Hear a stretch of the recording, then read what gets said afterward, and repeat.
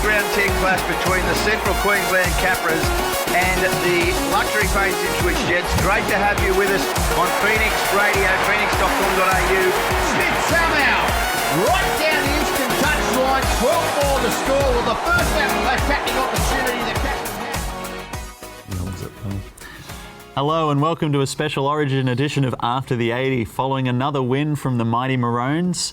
I'm Ben Willmott, and joining me today with a box of tissues is Anthony Bomber Breeze. Bomber, not the result you were looking for last night. No, it was a better effort, but it was a better effort by Queensland again. Mm-hmm. The little things Queensland do better than us, unfortunately, and if we can't pick that up, it's going to be another 10 years before we win a series. But well, definitely some positive signs as well, but we'll be getting into that a lot more in the show later on. Also joining us is the Ipswich State High Head of Rugby League and Diggers coach Lee Addison. Welcome, Lee, back to the panel again. How are you doing? Not too bad. Glad to have you back, mate. Thank you.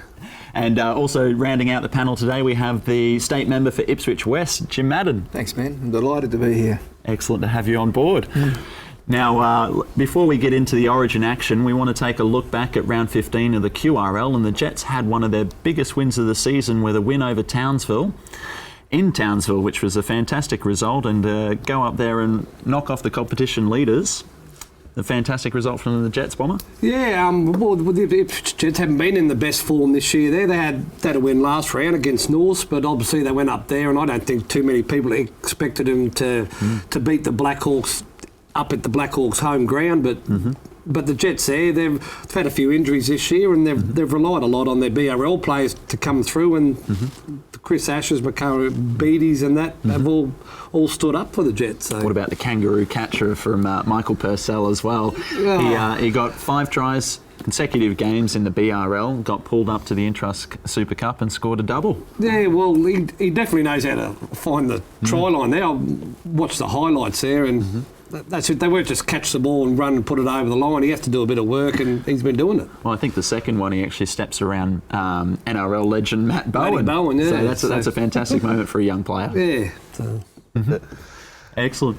Well, the results mean a few changes to the QRL ladder, with the loss for Townsville knocking them out of their competition leading spot and down into 4th position with the Burleigh Bears. Lee, are you surprised by how it's shaped up in the top 4 at the moment for the QRL? I think there's a big battle between those top 4 sides there. I also think, and I said it last time I was on the show, that nobody will want to play the Ipswich Jets. They're in that headspace now. I think in the first 8 rounds or so, it was probably a lollipop for the opposition. They thought they'd get the win, but now I don't think anybody will want to play the Jets after they've just gone to Townsville and got the biscuits. Now, Jim, you've watched along with the Jets having a fantastic year last year. They've already proven that they can knock off any team in the competition. When they return home next week after a bye, do you think they'll be in hot form and looking for a 3rd win on the trot? Well, I was lucky enough to be there for the Hunters game, and that was the old Jets. That was the Jets we saw in 2015, and as Leah said, I think any team playing the Jets now will be very wary. Well, to knock off both Townsville and PNG in the same month, that's a fantastic result from the team, and they've sent a warning message out to the rest of the competition, that's for sure. Now, also, due to major weather issues a couple of weeks ago, the IRL played a catch-up round over the weekend before the Ipswich Cup, which saw the West End Bulldogs defeat the Goodna Eagles, and Brothers take out a win over the North Tigers. And a good win for Brothers there to get over the top.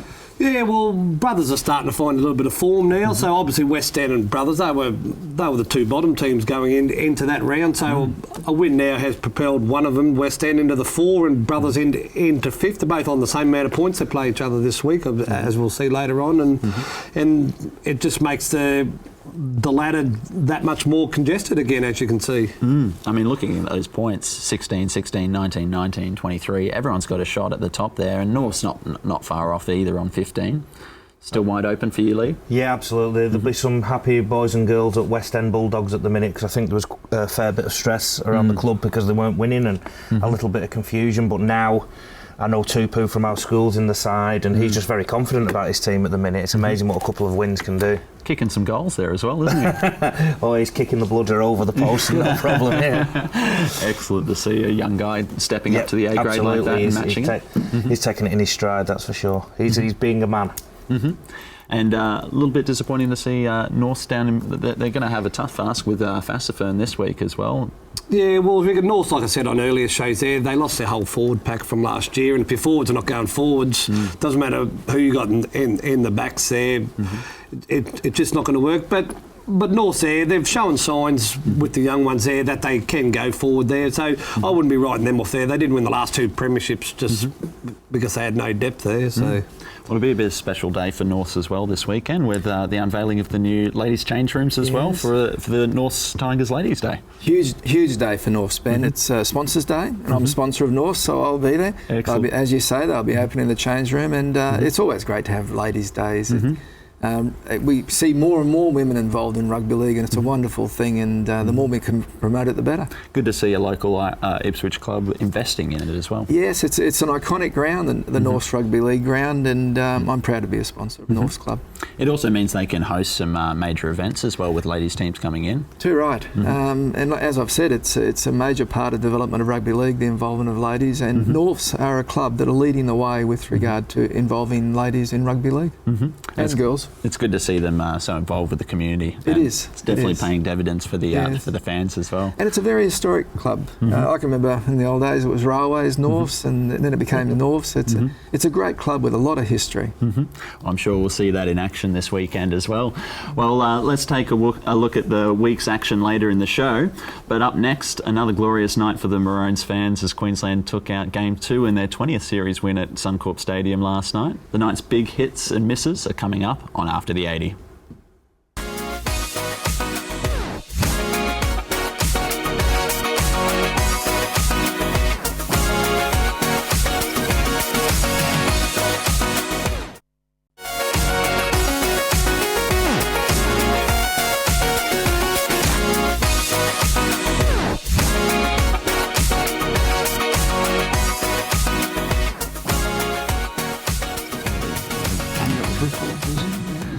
Welcome back to After the 80. Well, it was all about Queensland in last night's Origin Game 2. A hat-trick from Dane Gagai helped the Maroons to a 26-16 win over the Blues to win the series.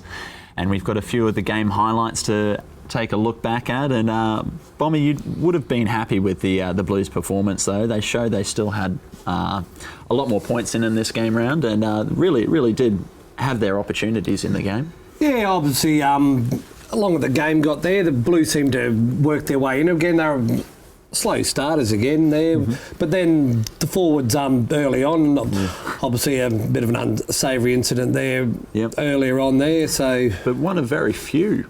Yeah, for a heated game, there wasn't too much niggle between the two teams at all. No, the series so far we haven't seen much at all. So even that there normally would have been blowing up big time, but no. So. And this, of course, was the fantastic moment. Dane Gagai got his first try there, running the whole length of the field. No, it was a great try by Gagai there, but I'd like to give praise to the young debutant there, Tyson Frizzell there, for run him down for a second rower. Yeah. And Lee, it's the edge wingers who got the points for Queensland in Game 2 last night. But how amazing is the ability of wingers these days to be able to stay in a short period of field and be able to get the ball down like that? Yeah, well, obviously as full-time professionals, they can practice this. Has he been practicing as on the much basketball as courts? I think you can tell probably on crash mats and things like that in sandpits. I'd just like to make a point. I thought Queensland's best player last night was Dylan Walker, and he was playing centre for New South Wales. I thought that was a real selection blunder. I thought it was a real selection blunder from Laurie Daly. Yeah. I do rate Dylan Walker as a player. I think we all do, but I don't think he's an Origin centre. And I think when he closed his eyes last night, all he would have seen was Greg Inglis, because he made his life a real misery. Well, they were definitely targeting that left-hand side, but what did you think of Frizzell in that game? I mean, running down Dane Gagai for a second row was a fantastic effort. I thought it was a huge effort, and the try scored was an excellent try. He was put through a gap. It was an excellent game for him. I mean, certainly a player of the future, probably for Australia as well, I would have thought. Definitely. It's always handy having a big man like that with ball handling skills. Yeah, in a team that was behind most of the game, he certainly showed true spirit. And this is where, unfortunately, the 90-metre run to the try line went in the Blues' favour. At this point, Bomber, were you thinking that New South Wales definitely had the shot to come back into this game? Yeah, well obviously that converted try brought them back to within 4 points there, and then as you can see, a couple of tackles later there, this could have been it. Another try here if Jennings doesn't get a second touch to it there. You can't blame him for going for it, can you? Well, he obviously didn't know Frizzell was there. If he didn't get that touch there, Frizzell scores. It's 20-all kick. Game might have been different, but could have been a Frizzell man of the match. What a pass out the back here, though. They've run that through hundreds of times in training, but to see it work on Origin level, that to me was like a turn back in time. It was like a touch move from the 1960s, or something that you might see on the footage from the 1960s. It's simple but effective, and I think we all felt that we'd seen that somewhere before, and I think we have. It's a very common move. I think the difference for me is seeing when Queensland get under the pump a bit like that, they seem to rise to another level. They don't want to be the guys behind, but when it's done the other way, New South Wales seem to have a bit more trouble trying to get themselves back into the game. Well, obviously Queensland's got Cameron Smith and Jonathan Thurston there, so when they're down, you've got two of the best players in the world that obviously some of the young Queenslanders idle and they pick them up. So. Do all the little things right, Queensland. And Jim, what about the just the level of followership that Origin's getting these days as well? I mean, it's just getting out of hand, isn't it? Isn't it a special time of year for Queensland? I mean, I think we used to come together with the Sheffield Shield team in the old days, but it's the time of year when State of Origin's on where we're all proud to be Queenslanders. And it does bring us all together. And I notice it so much when I go into state. But recently I had a delegation of politicians come to Parliament from Papua New Guinea, and I just mentioned State of Origin. They're just behind us. Yep. The Papua New Guineans. It's just wonderful. I know there's plenty of people who come out of the woodwork who aren't normally rugby league fans, but they're fans of rugby league for three nights a year. Yeah. Well, it's a unique concept, isn't it? You don't get mate against mate anywhere else in the world, really, in tribal colours like we do over here. And I've spent time in America, and the Americans all they could speak about was State of Origin and the concept. And I thought one of the great things last night was at the end of the game when obviously Queensland had won the game, but a group of New South Wales players moved across to congratulate the Queenslanders straight away.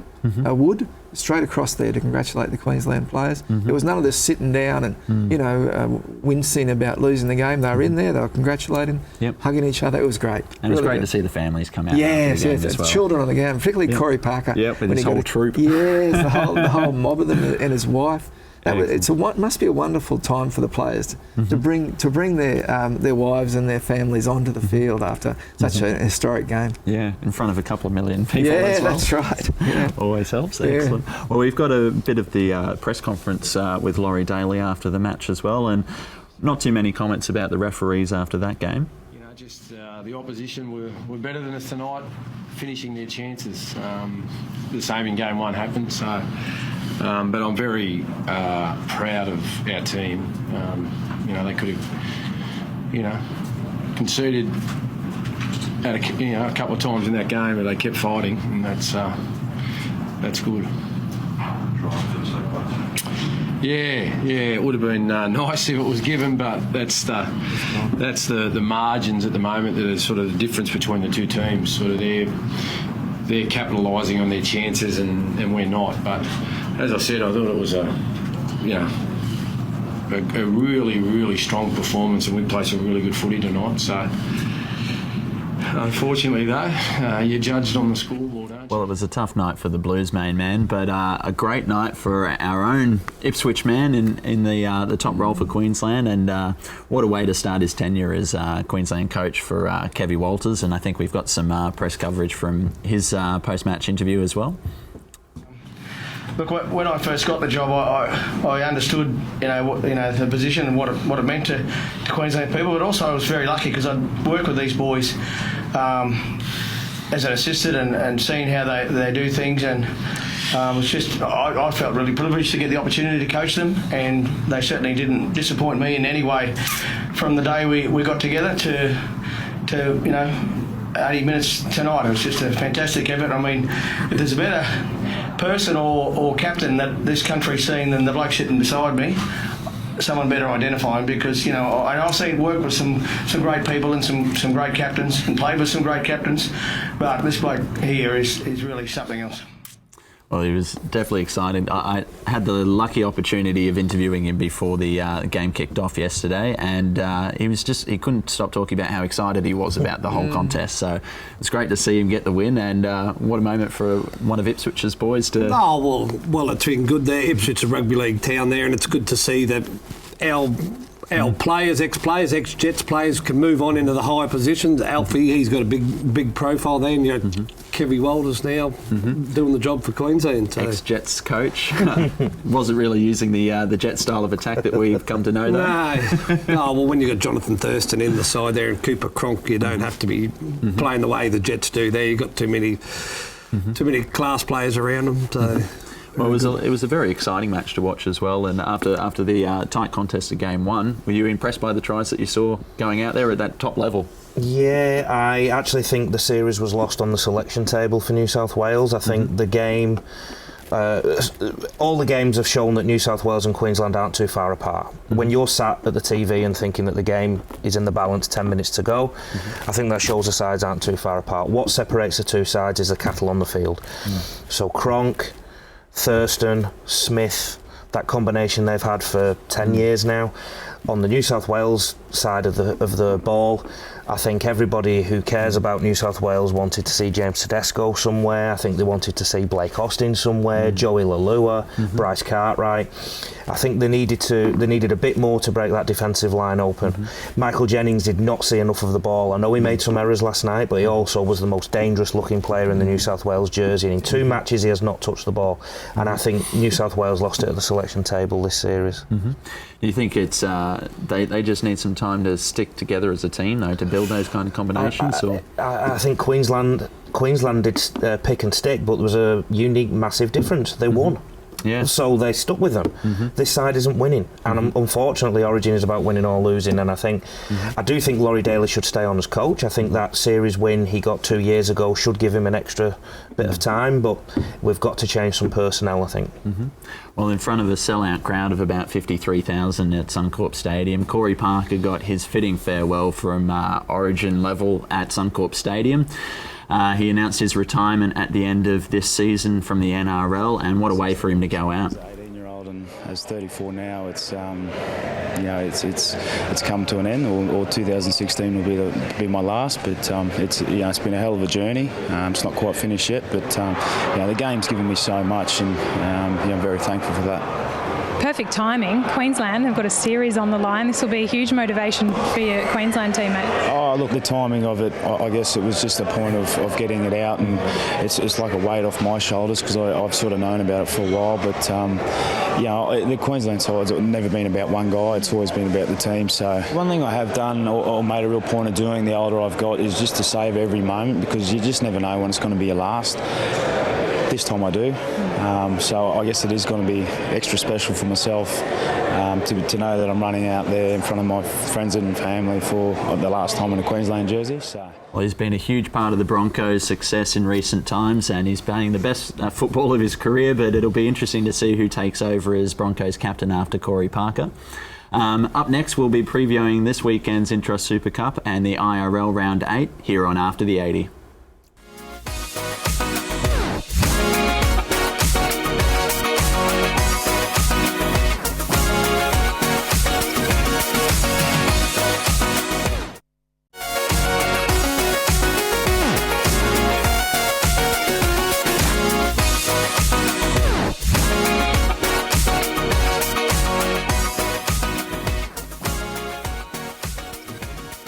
Welcome back to After the 80, and another big weekend of local rugby league ahead, with the round 16 of the Intrust Super Cup kicking off with the East Tigers taking on the Northern Pride at Langlands Park, and the Ipswich Jets get to enjoy a week off and to prepare and hopefully come back with a third straight win against the Capras next week. Yeah, well, obviously after their last 2 wins there, that's moved them up the ladder there, up until 11, so all the teams above them now, like the South Logan there and the Capras, a big game against Burleigh there, if they lose and the Jets with the bye, that puts them just outside the 8, and a big push for the late end of the season for the Jets. Definitely knocking off the P&G Hunters and the Blackhawks, two of the top 4 teams in the competition in 4 weeks' time. That's sent a message to the rest of the competition. Well, obviously, if you can knock off team 1 and 2, that must say that you're in form, and obviously something's starting to click there. And obviously, the BRL players have all stepped up with the injuries to Carlin Anderson and Marmon Barber and all that. It's given Michael Purcell and Makari Beattie and Chris Ash their chance, and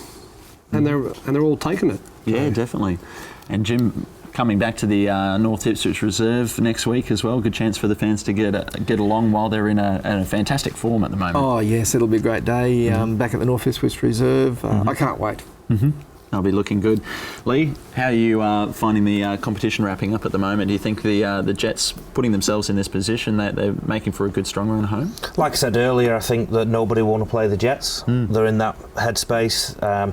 Obviously, beating the number 1 and number 2 side in the competition at the time, PNG and Townsville, maybe they should play those sides every week. I think there's a top 4 in the QRL ladder, and Ipswich. Yep. Even though Ipswich are down outside the Black Horse. I think the top 4 in Ipswich, I think everybody will be worried about playing those sides. Excellent. Well, this weekend as well, we've got some big matches with the IRL. We've got the West End Bulldogs and Brothers going head-to-head, 2 teams who've been neck and neck throughout the competition so far. Unfortunately, on the bottom half of the ladder, but they've managed to start their move forward, but this will separate the 2. Yeah, well, obviously this is a big clash for both teams there. Randall will want the Bulldogs to continue their run, and Jason Connors obviously will want the Brethren to continue theirs. Obviously, the winner of that game cements themselves up into the top 4 there, so it'll be a big game down at West End Saturday night. So. And a tough one for Norths as well, coming up against the fast-flying Fassifern Bombers. Yeah, well, Norths have been doing it a bit tough, as I said earlier there, but I wouldn't underestimate them. And they've got another game at home there, so... And the battle of the big packs with the Goodner Eagles and the Swifts Bluebirds as well, Lee. What do you think is going to happen there? Analysing the results over the season, those 2 teams seem to cancel each other out a little bit, almost as if Swifts are Goodner's kryptonite. Swifts could knock them off, no 2 ways. West End, I don't think Brothers will want to go to West End. It's one of those grounds. Winter in January kind of places, so... Winter is coming. Excellent. Well, we'll be down at the grounds at North's home ground on the weekend with the cameras out for Sponsored Day and Ladies' Day. And they'll be opening the new ladies' dressing room. It's great. Excellent. And a good chance to see the Norths women in action as well. They'll be playing, the women's team will be playing Wynnum straight after the men's A grade. So a good chance for the club and the fans to get out and watch some good football from the women. Yeah, something different. And Norths are wonderful supporters of their ladies and girls teams. And it'll be a great day. Well, they've got pretty much a team made up of players who haven't been playing rugby league very much at all, but they're in 3rd in the ladder out of about 15 teams at the moment. So great to see the Norths women doing well. Unfortunately, the men aren't having the same luck. So it might be the women holding up the history. Can they swap into the men's team? Will that help their form? I've seen some of the girls in the Norths women's team, and I wouldn't want to get hit by them at all. I've coached a few ladies' sides, and there's no massive difference in culture between men and women. They are just as competitive and hard and strong as a men's team, that's for sure. Well, it'll be a great spectacle to get out there and watch, and I encourage anyone from Ipswich to get out there and watch the women go head-to-head with Wynnum. It'll be a great game and a great day down at Norths. That's all we have time for on After the 80 this week. That's our Origin special, and I want to say thanks to our guests for coming on the show. Jim Madden. I've had a great time, Ben. Thanks very much. Excellent. And Lee, just before we go as well, I understand Ipswich rounded out their Langer Trophy competition with 2nd place. They'll be looking for a great final surge. I mean, fantastic result from the school. Huge. We've had 2 seasons in that competition and finished in the top 2 each time, to 2nd to the mighty Keebra Park. So little Ipswich is going okay. Only one loss. It's a fantastic result, mate, and good to see you continuing that run. Thank you. And Bomber, unfortunately not the result you wanted last night, but hopefully after game 3 we can get it well, a 2-1 loss in the series is not too bad. You'll survive, Bomber. You'll survive. Well, thanks for joining us again on After the 80. Please keep up to date with all of our information on our Facebook page, After the 80. I'm your host, Ben Willmott, and from all of us here on the show, see you next time.